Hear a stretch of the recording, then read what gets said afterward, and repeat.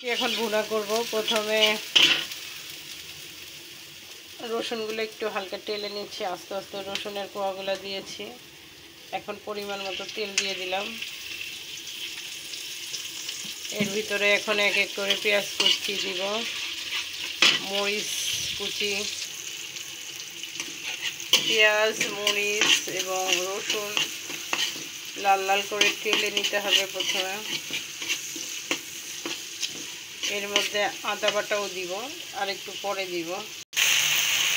আদা বাটা দিয়ে দিয়েছি, ভালো করে এগুলো কষিয়ে নিতে হবে।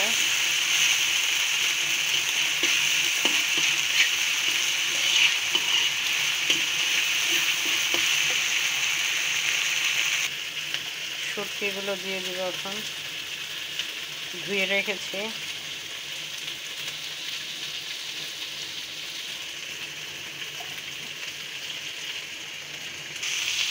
এখন শুটকিগুলো তেলের মধ্যে টেনে নিতে হবে, একটু লাল লাল করে টেনে নিব।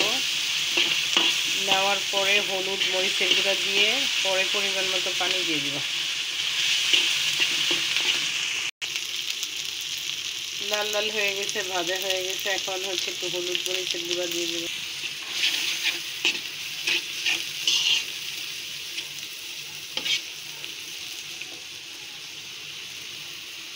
এখন পরিমাণ মতো পানি দিয়ে দিচ্ছি, লবণও দিয়েছি।